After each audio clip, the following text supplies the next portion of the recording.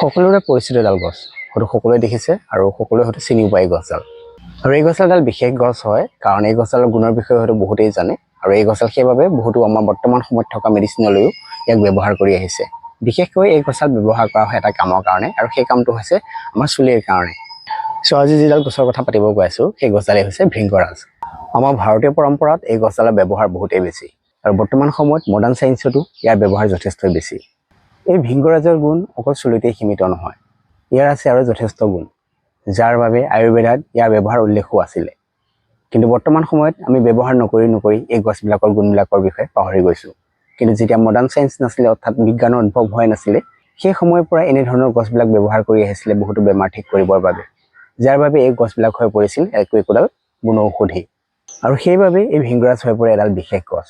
Normally ভৃংগৰাজৰ কথা শুনিলে আমাৰ মনত এটাই আহে যে এই গছৰ চুলিত লগোৱা হয় বা চুলিৰ কাৰণে ভাল হয়। কিন্তু চুলিৰ কিহৰ কাৰণে ভাল? এই গছডালে আমাৰ চুলি পকাত বন্ধ কৰে। সেইবাবে সেই সময়ত এই ভৃংগৰাজ গছৰ পেষ্ট মূৰত লগোৱা হৈছিলে বা চুলিত লগোৱা হৈছিলে, যাতে পকা চুলি বন্ধ হয়। কিন্তু একৰ্ডিং টু মডাৰ্ণ চায়েন্স এই কামটো কেনেকৈ হয়, কি কেমিকেলে এই কামটোত সহায় কৰে বা কি কম্পাউণ্ডে এই কামটো কৰে? ৰিচাৰ্চ কৰি গম পোৱা গ'ল যে এই ভৃংগৰাজ গছডালত থকা এটা বিশেষ কম্পাউণ্ড, যাক কোৱা হয় উৰেলিক্টন, সেই কম্পাউণ্ডটোৱে কি কৰে, আমাৰ শৰীৰৰ ভিতৰত চলি থকা এটা পথ অৱৰুদ্ধ কৰে। আৰু সেই পথটোৰ নাম হৈছে NF-kappa B, অৰ্থাৎ নিউক্লিয়াৰ ফেক্টৰ কাপ্পা বি। কিন্তু এই NF-kappa B পথ কি হয়? এই নিউক্লিয়াৰ ফেক্টৰ কাপ্পা বি পথটোৰ বাবে আমাৰ শৰীৰত উৎপন্ন হোৱা আমাৰ চুলি গুৰিবিলাক নষ্ট কৰা দুটা বিশেষ পদাৰ্থ, যাক কোৱা হয় চাইট'কাইনিন আৰু ইণ্টাৰলিউকিন বুলি কোৱা হয়। এই পদাৰ্থ দুটা উৎপন্ন হোৱাৰ লগে লগে আমাৰ চুলিৰ গুৰিবিলাক আক্ৰমণ কৰিবলৈ আৰম্ভ কৰে, যাৰ ফলত চুলবিলাক সোনকালে নষ্ট হ'বলৈ আৰম্ভ কৰে আৰু পকিবলৈ ধৰে। কিন্তু যেতিয়াই এই ভৃংগৰাজ পেষ্ট কৰি আমাৰ চুলিত লগোৱা হয়, তেতিয়া কি কৰে, এই ভৃংগৰাজত থকা সেই কেমিকেল কম্পাউণ্ডটোৱে এই NF-kappa B পথটো বন্ধ কৰাত সহায় কৰে। কিন্তু মূৰত এই ৰস লগোৱাৰ পিছত সেই ৰসখিনিয়ে কেনেকৈ কাম কৰে, কেনেকৈ আমাৰ শৰীৰৰ ভিতৰত গৈ পেলাই সেই পথটো বন্ধ কৰে? যেতিয়া এই ভৃংগৰাজ আমাৰ মূৰত মালিচ কৰা হয়, তেতিয়া কি হয়, আমাৰ যিটো হেয়াৰ ফলিকল আছে, সৰু সৰু কিছুমান ছিদ্ৰ আছে, সেই ছিদ্ৰৰ মাজেৰে এই ভৃংগৰাজত থকা উৰেলিক্টন কেমিকেল কম্পাউণ্ডটো আমাৰ শৰীৰত প্ৰৱেশ কৰে। আৰু সি তেনেকৈ শৰীৰৰ ভিতৰত গৈ এই NF-kappa B পথটো বন্ধ কৰে, যাৰ ফলত চাইট'কাইনিন আৰু ইণ্টাৰলিউকিন নামৰ পদাৰ্থবোৰ উৎপন্ন হ'ব নোৱাৰা হয়, আৰু আমাৰ চুলি গুৰিবোৰ ভালে থাকে। আৰু এই চুলি গুৰিবোৰ ভাল হৈ থকাৰ ফলতে আমাৰ চুলিবোৰ হেল্ডি হৈ থাকে আৰু পকাটো কমিবলৈ ধৰে। ইয়াৰ উপৰিও এই উৰেলিক্টন বুলি কোৱা কম্পাউণ্ডটোৱে এটা বিশেষ কাম কৰে। আমাৰ শৰীৰত উৎপন্ন হোৱা এটা হৰমন, যাৰ কাৰণে আমাৰ চুলি সৰিবলৈ ধৰে, তাৰ কামত ই বাধা দিয়ে। আৰু দেহত উৎপন্ন হোৱা সেইটো হৰমন, যিটো হৰমনৰ কাৰণে আমাৰ চুলিবোৰ সৰিবলৈ লয়, সেই হৰমনটোৰ নাম হৈছে DHT, অৰ্থাৎ ডিহাইড্ৰ টেষ্টষ্টেৰন। এই DHT হৰমনটো আমাৰ দেহত উৎপন্ন কেতিয়া হয়, কেনেকৈ হয় এই DHT হৰমনটো আমাৰ দেহত উৎপন্ন? নৰ্মেলি কি হয়, আমাৰ দেহত এটা হৰমনৰ প্ৰডাকশ্যন হৈ থাকে, আৰু সেইটো হৈছে টেষ্টষ্টেৰন। আৰু এই টেষ্টষ্টেৰন বোথ মেল আৰু ফিমেল দুইটাতে প্ৰডাকশ্যন হয়, কিন্তু মেলৰ ক্ষেত্ৰত ইয়াৰ প্ৰডাকশ্যন বহুতেই বেছি। আৰু এই টেষ্টষ্টেৰনে পিছলৈ গৈ এটা ডেঞ্জাৰ ৰূপ লয়, যাক কোৱা হয় DHT, যাৰ ফলত আমাৰ চুলিবোৰ সৰিবলৈ ধৰে। কিন্তু এই টেষ্টষ্টেৰন কেনেকৈ চেঞ্জ হয় এটা বেলেগ কেমিকেল লৈ? যেতিয়া এই টেষ্টষ্টেৰন আমাৰ চুলি গুৰিবিলাকত থকা এটা এনজাইম, যাক কোৱা হয় 5-alpha ৰিডাক্টেজ, তাৰ সংস্পৰ্শলৈ আহে, তেতিয়াই এই টেষ্টষ্টেৰন কনভাৰ্ট হয় DHT লৈ, অৰ্থাৎ ডিহাইড্ৰ টেষ্টষ্টেৰনলৈ।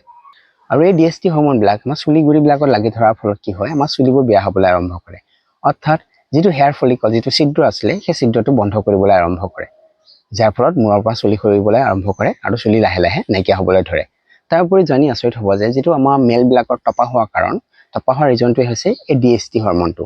আৰু ই জেনেটিকেলি হয়। যদি আমাৰ ইয়াৰ আগতে আমাৰ ফাদাৰ বা গ্ৰেণ্ডফাদাৰ কাৰোবাৰ তাত এই হৰমনটো বেছিকৈ আছিলে, তাৰ বেচিছত ই পাছ হয় নেক্সট জেনেৰেশ্যনলৈ, আৰু তাৰ ফলতে এই বেমাৰটো দেখা দিয়ে, অৰ্থাৎ সেই টপা হোৱা লক্ষণটো দেখা পোৱা যায়।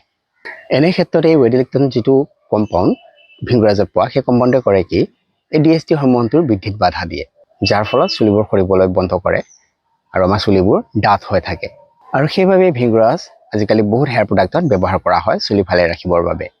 নেক্সট আহে ভৃংগৰাজ আমাৰ চুলিৰ বাদেও আৰু এটা বেমাৰৰ কাৰণে বহুত ভাল, আৰু সেই বেমাৰবোৰ হৈছে লিভাৰজনিত সমস্যা। এই ভৃংগৰাজ গছত থকা কিছুমান এণ্টিঅক্সিডেণ্টে এই কামত সহায় কৰে।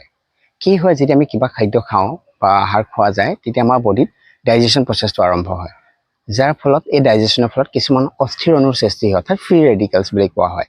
আৰু দেহত উৎপন্ন হোৱা এই ফ্ৰী ৰেডিকেলছবোৰ আমাৰ লিভাৰত লাগি ধৰে, যাৰ ফলত এই অস্থিৰ অণুবিলাকে, ফ্ৰী ৰেডিকেলছবিলাকে লাহে লাহে লিভাৰটো ডেমেজ কৰিবলৈ আৰম্ভ কৰে।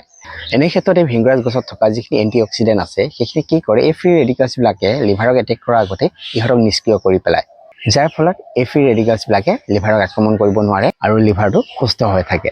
ইয়াৰ উপৰিও বেছিকৈ পেইন কিলাৰ খোৱাৰ ফলত আমাৰ দেহত এটা কেমিকেল কম্পাউণ্ড উৎপন্ন হয়, যাৰ নাম হৈছে NaPQI।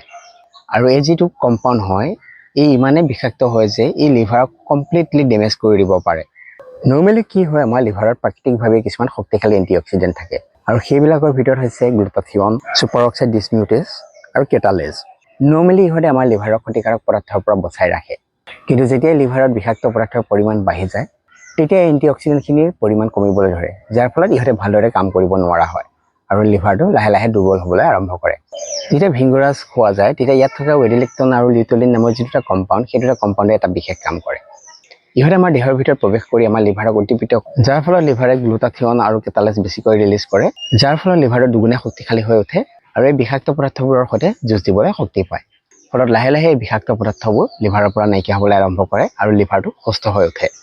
এনে ক্ষেত্ৰত যদি ভিংগৰাজৰ পাত কেইটামান পানীত মিলাই সেইখিনি উতলাই আমি কুহুমীয়া কৰি হাৰ্বেল টি হিচাপে খাব পাৰোঁ, তেতিয়াহ'লে আমাৰ বাবে উপকাৰী হয় এনে ক্ষেত্ৰত। নেক্সট আহে ভিংগৰাজৰ আৰু এটা বিশেষ নজনা গুণ, সেইটো হৈছে এই ভিংগৰাজ আমাৰ কেৰখেলছৰ বাবে উপকাৰী, অৰ্থাৎ যিসকলৰ ভৰি ফাটে সেইসকলৰ বাবেও এই ভিংগৰাজ উপকাৰী। একৰ্ডিং টু আয়ুৰ্বেদা আৰু আধুনিক চৰ্ম ৰোগ বিশেষত্ব অনুসৰি এই ভিংগৰাজে আমাৰ চেলুলাৰ পৰ্যায়ত কোষবোৰ ৰিপেয়াৰ কৰিব পাৰে, যাৰ বাবে ভৰি ফটা ধৰণৰ বেমাৰত ই সহায় কৰে। যেতিয়া আমাৰ ভৰি ফাটে তেতিয়া আমাৰ কোষবিলাকৰ মাজত ফাঁক হ'বলৈ আৰম্ভ কৰে, অৰ্থাৎ ইটোৰ পৰা সিটো আঁতৰি আহে, যাৰ বিনিময়ত ভৰিখনত সেই ফাটবোৰ হোৱা দেখা যায়। যেতিয়া ভিংগৰাজৰ প্ৰলেপ ভৰিত লগোৱা হয় সেই কোষবিলাকৰ মাজত থকা ফাটবোৰ মেৰামতি কৰিবলৈ আৰম্ভ কৰে আৰু এই কোষবোৰ জোন লাগিবলৈ ধৰাৰ ফলতে আমাৰ ভৰিৰ মাজত থকা ফাটবিলাক নাইকিয়া হ'বলৈ আৰম্ভ কৰে। আৰু সেইবাবে এই ভিংগৰাজ গছ আমাৰ কেৰখেলছৰ বেমাৰৰ বাবে যথেষ্ট উপকাৰী। ইয়াৰ উপৰিও কি হয়, যেতিয়া আমাৰ ভৰি ফাটে তাত কেতিয়াবা হয়তো বীজাণুৰ আক্ৰমণ হ'ব পাৰে, যাৰ ফলত ঠাইখিনি ইনফেকশ্যন হয়। এনে ক্ষেত্ৰত যেতিয়া ভিংগৰাজৰ প্ৰলেপ লগোৱা যায় তেতিয়া কি হয়, ইয়াত থকা এলকালাইটছ আৰু ট্ৰাইটাৰপেনইডছখিনিয়ে কৰে কি, সেই বেক্টেৰিয়া আৰু ভেঁকুৰবিলাকৰ কোষবেৰখন ধ্বংস কৰিবলৈ আৰম্ভ কৰে।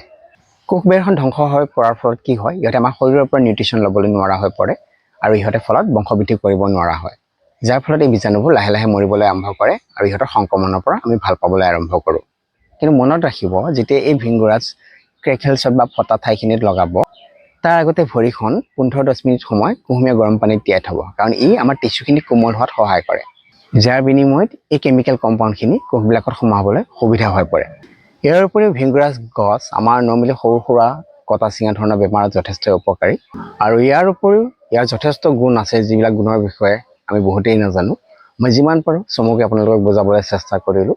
আৰু এটা বিশেষ জাননী যে আপোনালোকে এই গছবিলাক নিজে দিহা হিচাপে ইউজ কৰাৰ আগতে এজন জনা শুনা মানুহ বা ডক্তৰৰ পৰামৰ্শ ল'বলৈ নাপাহৰিব, কাৰণ মই আগতেও কৈছোঁ এডাল গছত বহুতো কেমিকেল কম্পাউণ্ড থাকে, যিবোৰ কেমিকেল কম্পাউণ্ড আমাৰ সকলোৰে কাৰণে চুইটেবল নহ'ব পাৰে, কাৰণ আমাৰ সকলোৰে দেহ প্ৰতিৰোধী ক্ষমতা বেলেগ বেলেগ ধৰণৰ হয় আৰু এই দেহ প্ৰতিৰোধী ক্ষমতাই এই কেমিকেল কম্পাউণ্ডবিলাকৰ সৈতে বেলেগ বেলেগ ধৰণে ৰিয়েকশ্যন কৰিব পাৰে। সেইবাবে নিজে সদায় প্ৰয়োগ কৰাৰ আগতে এজন ডক্তৰৰ পৰামৰ্শ ল'ব।